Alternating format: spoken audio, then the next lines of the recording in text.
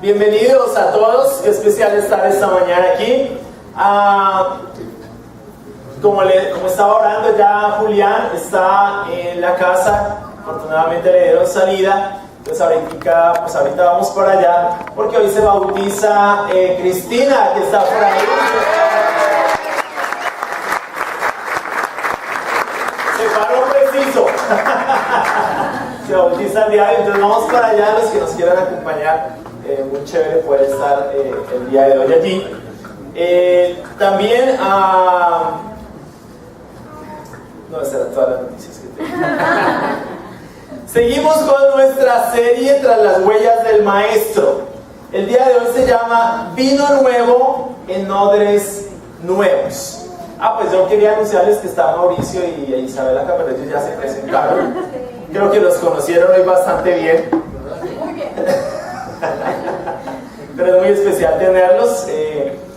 Ella está aquí desde que es futura profeta, una niña chiquitica, más chiquitica de lo que es, era más pequeñita, pero es muy especial tenerlos esta mañana aquí. Entonces se llama Vino nuevo en odres nuevos. Si les quiero contar una historia, de pronto ustedes la han escuchado, de una niña que una vez, en una ocasión, vio a su mamá cocinando un pescado, ¿no? Entonces, la operación que hacía la mamá al preparar el pescado, lo preparaba entero, era cortarle la cabeza y cortarle la cola y ponía el pescado allí en el sartén. Entonces ella le dio mucha curiosidad que su mamá le cortara la cabeza y la cola al pescado. Entonces le preguntó: mamá, ¿tú por qué le cortas la cabeza y la cola al pescado cuando lo vas a preparar? No sé, tu abuelita hacía lo mismo. Entonces ella se fue donde la abuelita. Abuelita, ¿por qué cuando tú preparas el pescado le cortas la cabeza y le cortas la cola? Hija, no sé, tu bisabuela hacía lo mismo. De pura casualidad la bisabuela estaba viva. Fue donde la bisabuela y le preguntó: oye, abuela, ¿por qué tú cuando cocinas el pescado le quitas la cabeza y la cola? Mija, es que no me cabía en el sartén, entonces... Así funcionan las tradiciones. De esa misma manera, a veces no sabemos por qué hacemos lo que hacemos. Simplemente lo hacemos. Pero no sabemos y no entendemos por qué lo hacemos.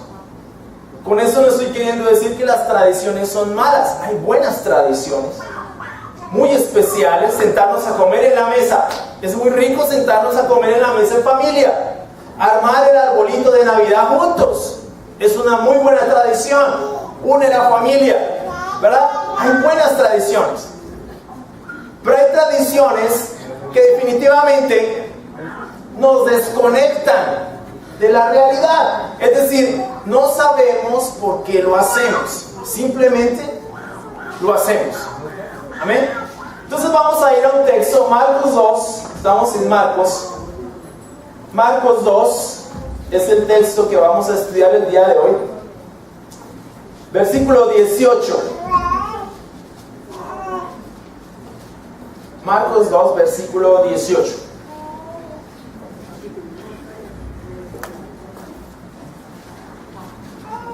Los espero a que lleguen. Yo ya llegué. Si no tienes una Biblia, dile al que está a tu lado que te deje mirar. Si él no tiene una Biblia, dile a alguien que tenga una que se haga a tu lado. Y si no tiene tampoco Biblia, que se arrepiente del próximo domingo. Marcos 2, 18. Dice: al ver que los discípulos de Juan y los fariseos ayunaban, algunos se acercaron a Jesús y le preguntaron: ¿cómo es que los discípulos de Juan y de los fariseos ayunan, pero los tuyos no? Jesús les contestó: ¿acaso pueden ayunar los invitados del novio mientras él está con ellos? No pueden hacerlo mientras lo tienen con ellos, pero llegará el día en que se les quitará el novio y ese día se ayunarán. Nadie remienda un vestido viejo con un retazo de tela nueva. De hacerlo así, el remiendo fruncirá el vestido y la rotura se hará peor.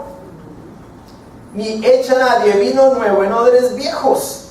De hacerlo así, el vino hará reventar los odres y se arruinarán tanto el vino como los odres. Más bien, el vino nuevo se echa en odres nuevos. Estoy seguro que muchos han leído este pasaje y no han entendido absolutamente nada de lo que eso significa, ¿verdad? Bueno, hoy vamos a entender un poquito más. Lo más seguro es que otros sí, muy estudiosos, lo han entendido. Amén. ¡Qué súper! ¿Ah? Ya lo voy a explicar. Pero lo más seguro es que muchos han leído ese pasaje y ya sí, hay que echar el vino nuevo en odres nuevos. Entonces hay que llevar vinito para el servicio. Eso es lo que muchos pueden llegar a pensar, ¿no? Pero no se trata de eso. ¿De qué se trata? Bueno, el tema en sí de este pasaje yo lo resumí en una frase. Jesús y sus discípulos son cuestionados por los fariseos y por los discípulos de Juan el Bautista respecto al tema del ayuno. Jesús les responde usando 3 parábolas en ese pasaje que aclaran contundentemente su pensamiento. Lo primero que vemos en el pasaje es un cuestionamiento de los fariseos y de los discípulos de Juan el Bautista. La pregunta es, ¿cómo es que tus discípulos no ayunan? Mateo presenta a los discípulos de Juan como los que lanzaron la pregunta a Jesús en este mismo pasaje. Lucas dice que fueron los fariseos y Marcos dice que fueron ambos grupos. Recordemos que Juan, para ese momento, Juan el Bautista estaba en la cárcel, así que muy seguramente los discípulos de Juan estaban ayunando porque su maestro estaba encarcelado. A pesar de que Juan insistía que él no era el Mesías, Juan 1:20, 3:28 y 30 y Hechos 19:4, y que sus discípulos deberían seguir a Jesús, Juan 1:35-37, Juan les dijo a sus discípulos, Él es el Cordero, síganlo a Él. ¿Verdad? Algunos de sus discípulos de Juan el Bautista manifestaron celos por la popularidad de Jesús. Parece que algunos de los seguidores de Juan, mucho después, formaron una secta que se mantuvo separada de los seguidores de Jesús. Eso está en Hechos 19:1-7. Había un grupo de herejes en el segundo siglo que consideraba que Juan el Bautista fue el Mesías. Este episodio parece indicar que algunos de los discípulos de Juan se habían unido con los fariseos para criticar a Jesús. Tengan en cuenta que Juan el Bautista había llamado a los fariseos como camada de víboras. Pero los discípulos, para cuestionar a Jesús, los discípulos de Juan se unieron con los fariseos. Oye, sí, Jesús, ¿por qué no ayunan?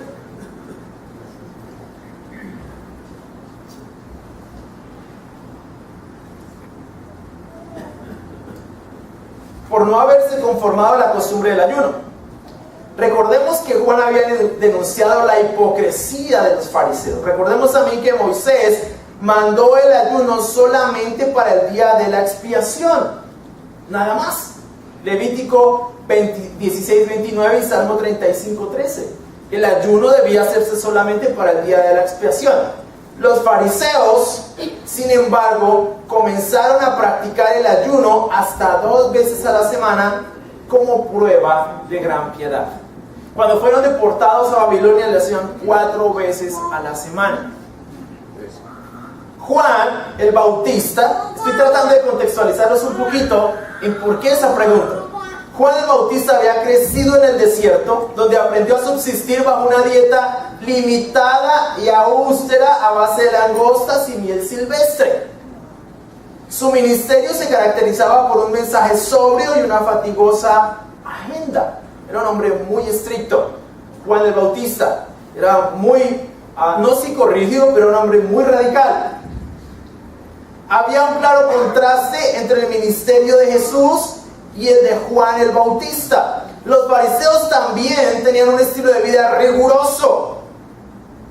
En cambio, Jesús asistía a banquetes y sus discípulos disfrutaban de una libertad que los fariseos no entendían. Vamos a Lucas 5, que marcan ahí Marcos, porque vamos a un pasaje paralelo a este, Lucas 5, como para mirar un poquito más la situación. Recuerden que las cosas que podemos encontrar en un pasaje del Evangelio y en otro no significa que son contradicciones. Son contrastes que complementan el Evangelio. ¿De acuerdo? Lucas 5, versículo 33. Es el pasaje paralelo a Marcos. Algunos dijeron a Jesús: los discípulos de Juan ayunan y oran con frecuencia, lo mismo que los discípulos de los fariseos, pero los tuyos se la pasan comiendo y bebiendo. Ay, se parecen a unos que conozco yo por aquí. Esa era la acusación. ¿Cómo es? Ustedes se la pasan comiendo y bebiendo mientras que nosotros ayunamos. ¿Cómo así? No tiene eso sentido. No entendían la libertad que tenía Jesús con sus discípulos. Y el cuestionamiento realmente fue fuerte. Ahora, aunque Jesús rechazaba el ayuno como ostentación de legalismo, él mismo ayunaba en privado y recomendaba que se ayunara para beneficio del Espíritu. Mateo 4:2, cuando fue tentado, él estaba ayunando. Y en Mateo 6, 16 al 18, él instruye acerca del ayuno. No es que Jesús no ayunara o que estuviera en contra del ayuno. De lo que estaba en contra es que el ayuno se hiciera como una especie de ostentación religiosa. Estaba en contra de eso. Jesús responde a ese cuestionamiento del que estamos hablando, y ya un poquito más contextualizados en este tema. Lo hace usando 3 parábolas que enfatizan el pensamiento de Jesús frente a la religiosidad de ambos grupos. Entonces vamos a examinar esas 3 parábolas con las que Jesús responde a la pregunta tanto de los fariseos como de los discípulos de Juan el Bautista. La primera es: ¿acaso pueden ayunar los invitados del novio mientras él está con ellos? ¿Eso qué significa? ¿Cómo conecta ahí? ¿Por qué Jesús responde de esa manera? Jesús compara a sus discípulos con los invitados del novio. Las bodas judías eran ocasiones de gran júbilo y las celebraciones a veces duraban una semana. Es decir, la pareja no se iba de luna de miel ahí mismo. Abrían su casa para una fiesta de más o menos una semana. Era de gran júbilo, era de mucha alegría. Camilo y Jenny abran su casa una semana. La tradición lo exige. Entonces, la razón, las bodas eran algo impresionante. Eran momentos de mucha alegría, de mucho gozo. Entonces, era impensable ayunar durante estas festividades porque el ayuno estaba asociado con el dolor. Por eso los discípulos de Juan el Bautista estaban ayunando, porque su maestro estaba en la cárcel. Pero el maestro de ellos no estaba con ellos. Mientras esté el novio, es decir, Jesús, no hay razón para ayunar. Ellos no tenían razón para hacer eso. Pero en palabras de Jesús, una vez el novio sea quitado, ese día sí ayunarán. Y lo más seguro es que el día en que Jesús murió, ellos ayunaron. Había mucha tristeza en sus corazones, había mucho dolor, y generalmente buscamos el ayuno cuando necesitamos depender más de Dios, cuando necesitamos buscar más el corazón de Dios. Reemplazamos el ayuno, literalmente es dejar de comer. Entonces sustituimos la comida por la dependencia de Dios. Eso es lo que hacemos en el ayuno.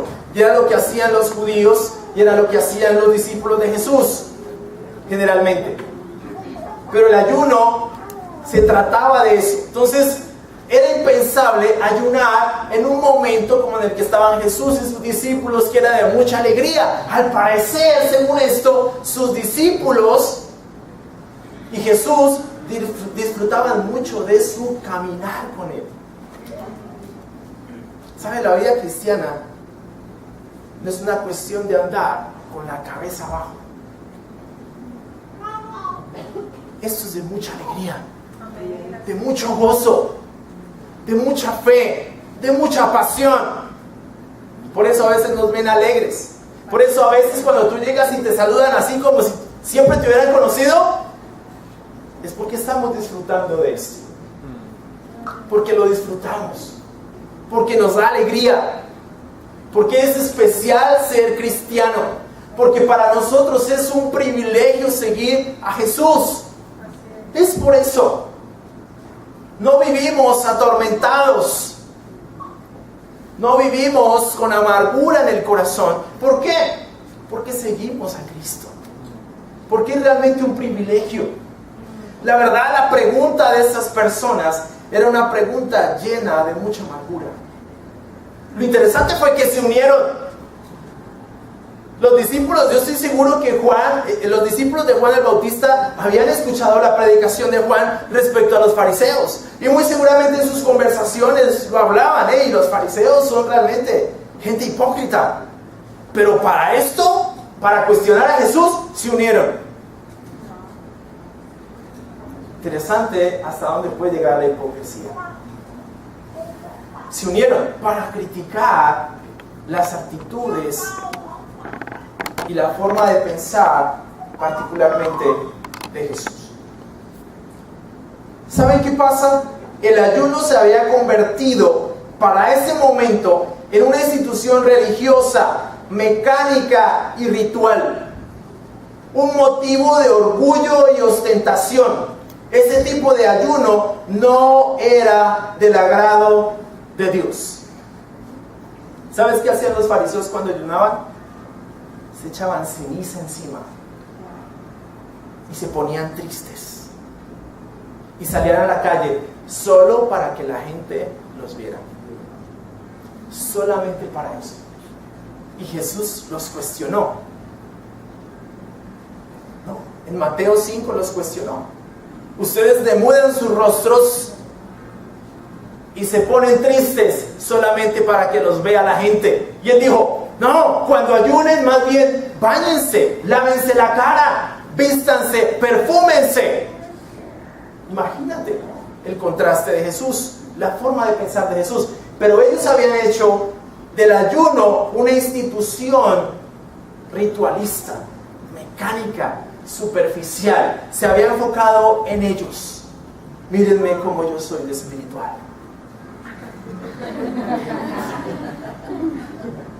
Véanme. Miren cómo sufro por mi fe religiosa. Eso no le agrada a Dios. Vamos a Isaías 58.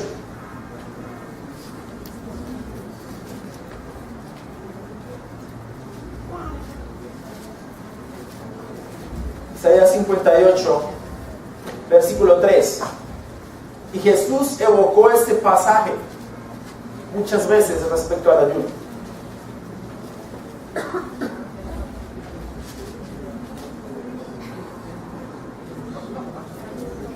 Desde el versículo 2 leamos. ¿Por qué día tras día me buscan y desean conocer mis caminos como si fueran una nación que practicara la justicia? Como si no hubieran abandonado mis mandamientos. Me piden decisiones justas y desean acercarse a mí. Y hasta me reclaman, ¿para qué ayunamos si no lo tomas en cuenta? ¿Para qué nos afligimos si tú no lo notas? Pero el día en que ustedes ayunan, hacen negocios y explotan a sus obreros. Ustedes solo ayunan para pelear y reñir y darse puñetazos a mansalva. Si quieren que el cielo atienda a sus ruegos, ayunen, pero no como ahora lo hacen. ¿Acaso el ayuno que he escogido es solo un día para que el hombre se mortifique? ¿Y solo para que incline la cabeza como un junco, haga duelo y se cubra de ceniza? ¿A eso llaman ustedes día de ayuno y día aceptable al Señor? El ayuno que he escogido no es más bien romper las cadenas de injusticia y desatar las correas del yugo, poner en libertad a los oprimidos y romper toda atadura. ¿No es acaso el ayuno compartir tu pan con el hambriento y dar refugio a los pobres sin techo, vestir al desnudo y no dejar de lado a tus semejantes? Si así procedes, tu luz despuntará como la aurora, y al instante llegará tu sanidad. Tu justicia te abrirá el camino, y la gloria del Señor te seguirá. Llamarás y el Señor responderá. Pedirás ayuda, y Él dirá: aquí estoy. Si desechas el yugo de opresión, el dedo acusador y la lengua maliciosa, si te dedicas a ayudar a los hambrientos y a saciar la necesidad del desvalido, entonces brillará tu luz en las tinieblas, y como el mediodía será tu noche. El Señor te guiará siempre, te saciará en tierras resecas y fortalecerá tus huesos. Serás como jardín bien regado, como manantial cuyas aguas no se agotan. Ese es el ayuno que le agrada al Señor. El ayuno no es simplemente aguantar hambre y mortificarte. El ayuno tiene que ver con compasión, con amor, con relaciones, con romper las cadenas de la injusticia, con compartir tu pan con el hambriento. Eso es el ayuno. Pero los fariseos, y parece como que no hubieran leído ese pasaje, los fariseos usaron el ayuno como algo personal. Lo enfocaron en sí mismos, lo sacaron de su concepción teológica, lo sacaron de la prescripción de Dios. El ayuno dejó de ser lo que realmente significaba para Dios. Por eso Jesús también los criticaba. Eso no es el ayuno. Ese no es el ayuno que me agrada. Es lo que pasa cuando las tradiciones y los ritos se convierten en cosas más importantes que nuestra relación con Dios. Marcos 7, vamos a Marcos 7. Dilo.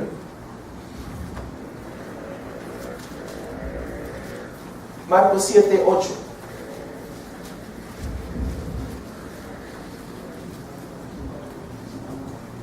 Dice: ustedes han desechado los mandamientos divinos y se aferran a las tradiciones humanas. Y añadió: qué buena manera tienen ustedes de dejar a un lado los mandamientos de Dios para mantener sus propias tradiciones.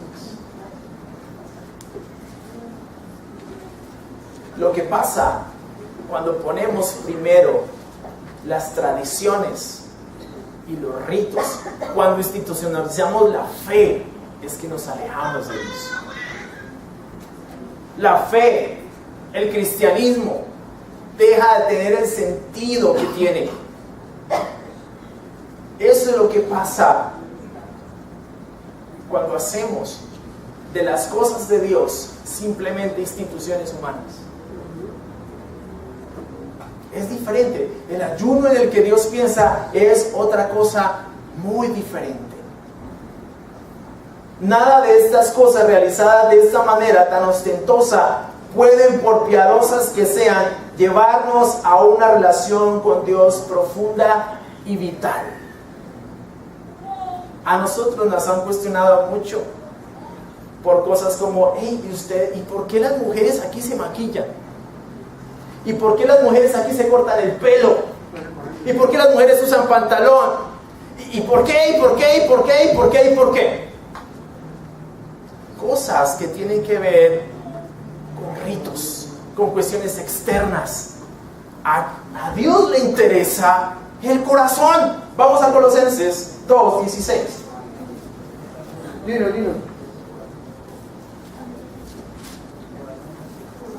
Colosenses 2:16.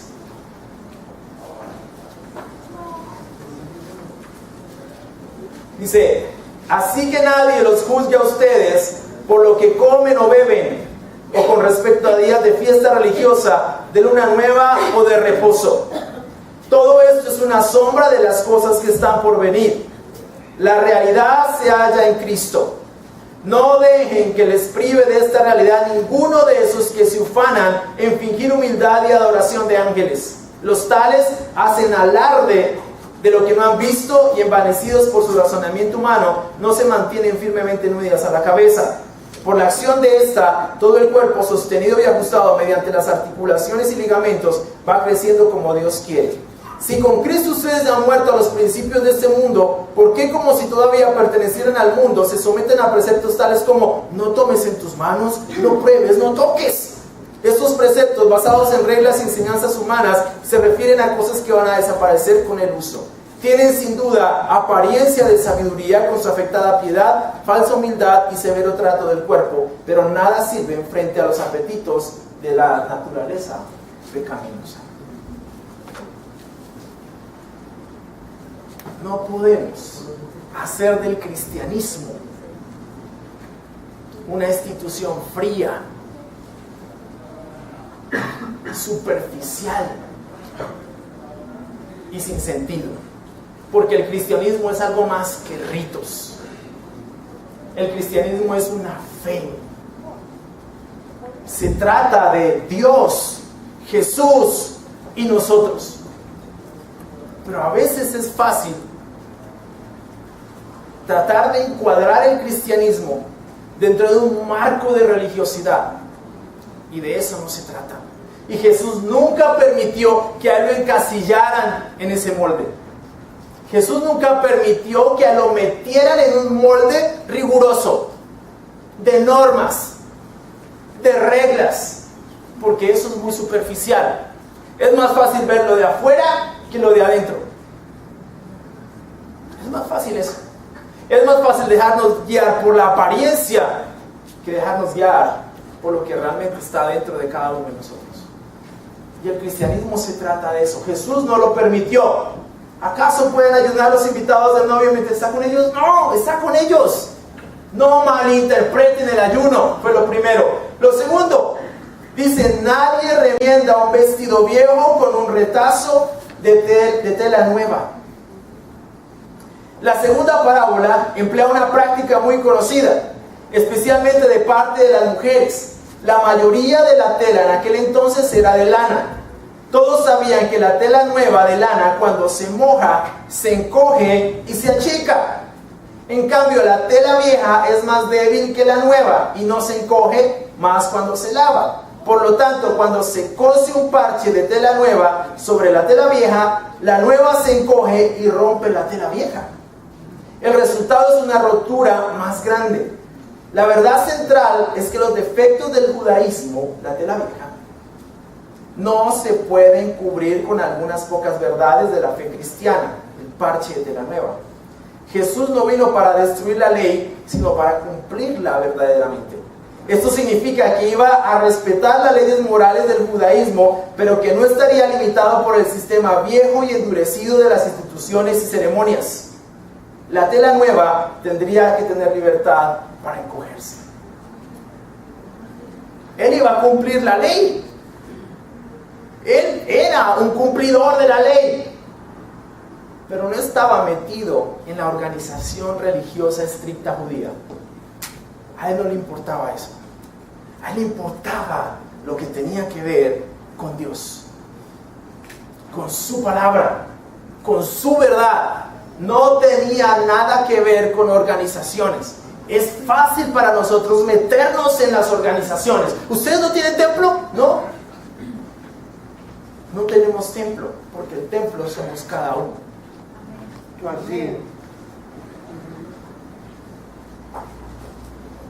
Hay muchas cosas hoy en día. Yo estaba tratando de pensar en eso, cómo después de 2000 años hemos llenado el cristianismo de tantas cosas, de tantas arandelas, de tantas tradiciones, de tantos ritos, y le hemos quitado la esencia. Se la hemos quitado. Hemos suprimido lo que realmente importa en esto. Y a veces vale más el rito que el corazón. Sí, ¿verdad?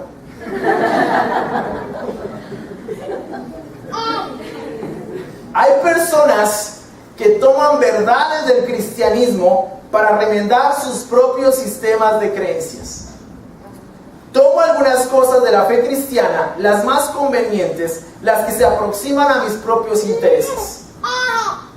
El cristianismo no está diseñado para ser el parche de nada. O eres cristiano o no lo eres. O tomas todo o no tomas nada. Lucas 5:36.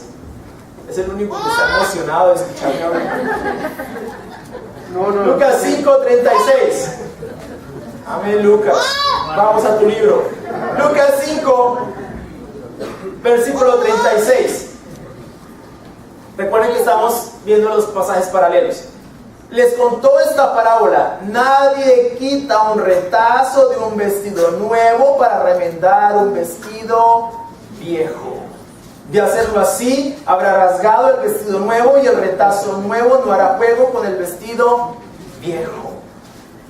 El cristianismo es ese vestido nuevo. Yo no puedo quitar un retazo del vestido nuevo para tratar de remendar mi propio sistema de creencias. No puedo hacer eso. O tomo todo el cristianismo o no tomo nada. Porque el cristianismo no es un parche. Es un vestido nuevo. Para algunos el cristianismo es un buen sistema moral y lo mezclan con otras creencias como el budismo, el hinduismo, pero niegan las verdades esenciales de la fe cristiana. Cuando hacen esto, dañan todo. Lo dañan todo. El roto se hace más grande. No juega, no empata. Un retazo del vestido nuevo en un vestido viejo. Hoy en día, sobre todo en esta época posmoderna, hemos mezclado las cosas. Las hemos mezclado. Entonces, hoy yo creo muchas cosas. Yo creo en Buda, yo creo en Jesús, yo creo en Krishna, yo creo en Nostradamus. Cojo de un lado y armo mi propio sistema de creencias. Crees en todo, pero no crees en nada. Es impresionante. Hace unos meses tuve una discusión con mi hermano y él me decía que al parecer Jesús había estado en la India y que había aprendido de Buda. Y por ahí vi eso otra vez yo en una cuestión de History Channel. No vean History Channel. History Channel es... O sea, no es que digo que no lo vean porque no lo vean, sino si lo van a ver, véanlo con criterio histórico. O sea, History Channel no es un canal que habla de historia. Solamente el título. History Channel es un canal que está en competencia con la National y con Discovery. Entonces no son objetivos. Pero no, que Jesús estuvo en la India y que sus enseñanzas provienen de las enseñanzas de Buda. Yo, ¿verdad? ¿En serio? Entonces Jesús aprendió mal. Porque Buda no creía en Dios. Y creía en la reencarnación. Jesús cree en Dios y no cree en la reencarnación. ¿Cómo armoniza eso? Pero nosotros metemos todo eso al mismo tiempo. Lo juntamos. ¡Flac! Entonces creo en la reencarnación, creo en la resurrección, creo en Buda, creo en Krishna a la vez, creo que es una mezcla, es un eclecticismo, es un sincretismo religioso impresionante. En Cuba, por ejemplo, y en Venezuela, los santeros o la santería ha mezclado las verdades de la fe cristiana con brujería. ¿Te imaginas? No, pero es que, no, ahí me hablaron de la Biblia. Sí, pero son santeros. No, pero me hablaron de las escrituras. Es un parche en un vestido viejo. Y el cristianismo no funciona de esa manera. El cristianismo no está hecho para ser un parche en ninguna parte. El cristianismo es un sistema, si lo podemos llamar de esa manera, de relaciones. Jesús dijo, en Juan 14, vamos allí.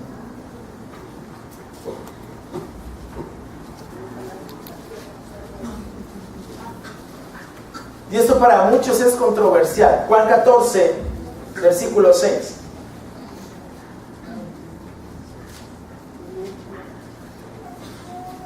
Yo soy el camino, la verdad y la vida, le contestó Jesús. Nadie llega al Padre sino por mí. Eso lo dijo Jesús. Interesante. Nadie llega al Padre sino por mí. ¿Sabes por qué? Para la gente es más fácil tomar de aquí y tomar de allá, porque muchas de las creencias del cristianismo les resultan ofensivas. Y yo lo que quiero es una espiritualidad personal. La divinidad y Dios, nadie más. Cuando la Biblia te llama a amar a tu enemigo, ahí la cosa se pone color de hormiga. ¿Cómo así que tengo que poner la otra mejilla? ¿Cómo así que tengo que darle al que me pida prestado? Y si me pide el saco, entonces le doy también el pantalón. ¿Cómo así? No entiendo eso. Resulta ofensivo. Entonces mejor elimino eso y lo sustituyo por otra creencia. Entonces cogemos las verdades del cristianismo como un parche a nuestra propia conveniencia, para tratar de organizar un sistema de creencias ecléctico, mezclado, y pararme sobre eso. Pero estamos haciendo un roto más grande. Simplemente estamos dañando el cristianismo. Eso no es. Jesús es el único camino, la única verdad, la única vida. El punto aquí es, no funciona otra cosa más que Cristo y sus verdades. Ningún otro líder espiritual en la historia de la humanidad dijo estas palabras. Buda no las dijo. Mahoma tampoco. Krishna tampoco. Ninguno. Es más, la teología hinduista es tan difícil que ni siquiera sus propios teólogos la entienden. Tienen tantos libros que no hay uno solo que los haya leído todos. Y es tan confuso todo que leyendo eso tú vas a ver qué creen y no sabes cómo resumir sus creencias en una sola cosa. No es posible. Jesús dice: yo soy el único camino, la única verdad, la única vida. Solamente por mí se llega al Padre. Y eso resulta ofensivo. Yo prefiero armar mi propio sistema de creencias para no meterme allí, porque no quiero ese tipo de compromiso. No quiero ese tipo de fe en mi vida. No lo quiero. Quiero otra cosa diferente. No me pidan que tenga que meterme en el cristianismo de esa manera. Incluso hemos llegado a pensar acá: no, yo voy a la reunión y de vez en cuando voy y leo la Biblia, los salmos, y ya, chévere. Vengo el domingo, cada domingo, y chévere, rico estar aquí con ustedes, pero no quiero ningún tipo de compromiso. No quiero ser un cristiano. Simplemente me quiero beneficiar. Eso es poner un parche. Eso es romper el vestido para poner un parche en tu sistema viejo. El problema es que eso se va a dañar. No va a servir. O tomas todo lo del cristianismo o no tomas nada. Así de sencillo. Jesús fue así de radical. Lo tercero, la tercera parábola: ni echa nadie vino nuevo en odres viejos. La tercera parábola presenta esencialmente la misma verdad central que hemos visto en la segunda. El vino nuevo crece y emite gas cuando fermenta. Necesita lugar para expandirse, y si uno procura forzarlo en un molde cerrado, la fuerza del nuevo vino rompe el molde. En aquel tiempo era la práctica común guardar líquidos en odres de cuero de cabra. O sea, eran cueros. Especialmente para llevar agua o vino en viajes. El odre viejo se vuelve duro e inflexible, se acartona, bajo presión no puede ceder y por eso se rompe y el vino se pierde. En cambio, el vino nuevo necesita un recipiente flexible. La verdad central es que las instituciones y prácticas judaicas, odres viejos, no pueden contener la fe cristiana, vino nuevo. La fe cristiana necesita libertad para expresarse en nuevas maneras de ministerio y nuevas formas de culto. En la segunda y tercera parábola notamos dos características de la fe cristiana: se encoge y se expande. No podemos tratar de contener esto. Es más, cuando tú lees las Escrituras, Jesús nunca dejó una estructura formal. En Hechos no hay una estructura, no la hay. No hay una organización, no es como, mira, primero son los obispos, luego el arzobispo, luego... No hay nada de eso. Nada. Dijo, el que quiera ser grande en ustedes, que se haga esclavo de los demás. Ya. Es así. No, es que eso es más difícil. Yo, líder, esclavo de los demás. No, oiga. Jesús lo hizo así. Jesús rompió el molde. ¿Sabes por qué? Porque los fariseos eran así. Los fariseos sí tenían una estructura cerrada de liderazgo piramidal. Los fariseos andaban así como el que camina como a 1 metro del piso, ¿no? Y todos los tenían que alabar, y todos los tenían que abrir paso, y todos los tenían que hacer reverencias, y todos los tenían que admirar. Jesús no. Jesús entró a Jerusalén montado en un burrito. Y eso fue también ofensivo. ¿Este tipo qué se cree? El cristianismo es una verdad sencilla, pero no simplista. Es así de sencillo. El cristianismo se trata de eso.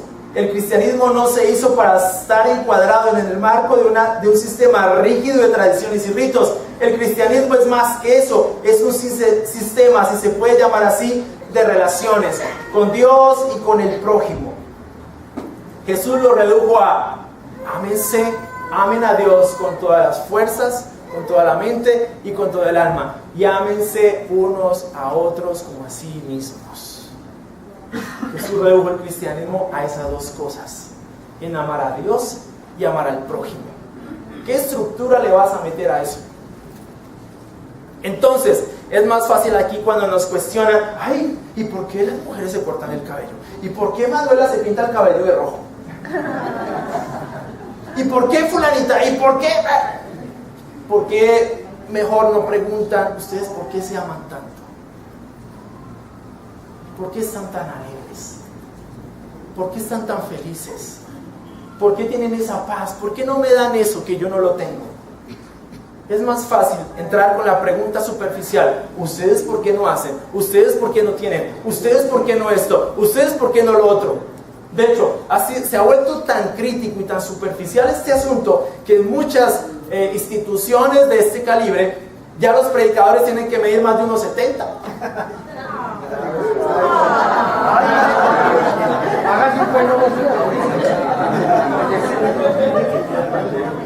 Grave. Es más, no tienes que tener defectos físicos.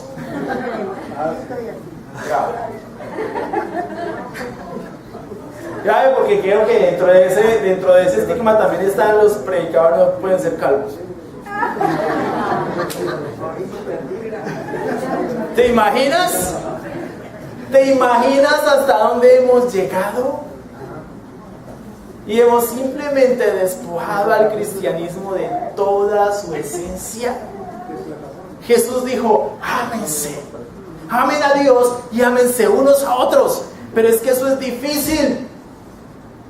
Lo más difícil de hacer en la vida cristiana es amarnos. Es más fácil sostener tradiciones, seguir ritos. Eso es más fácil porque yo no me tengo que comprometer con el otro. Sería bueno pensar eso en esta Semana Santa.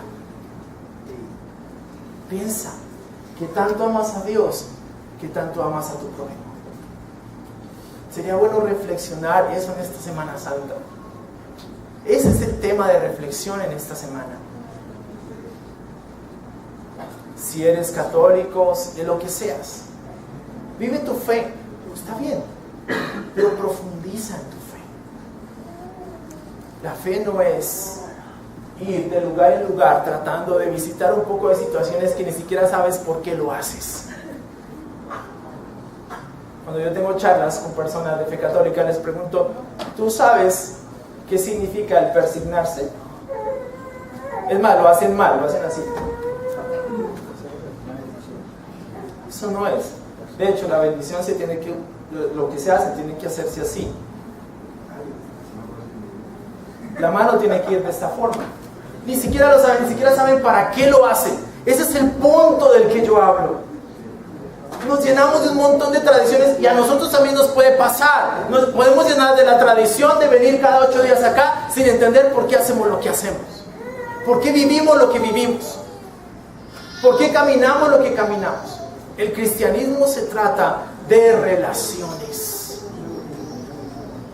Necesitamos liberarnos de todo el prejuicio producto de cientos de años de tradiciones y sistemas y encontrar en las Escrituras la esencia de la fe cristiana, porque el vino nuevo solo se puede echar en odres nuevos. Necesitamos odres nuevos para recibir el vino nuevo de la fe cristiana. Y este es un buen momento como para empezar a pensar en eso. La fe cristiana no es algo que da lugar a las tradiciones y rituales vacíos y sin sentido. No es un parche ideológico, es vino nuevo. Es un vestido nuevo que produce vida nueva. Es vino nuevo que necesita odres nuevos. Una respuesta humilde y una actitud de arrepentimiento. De otro modo sería echar vino nuevo en odres viejos. Muchas gracias, mi hermano.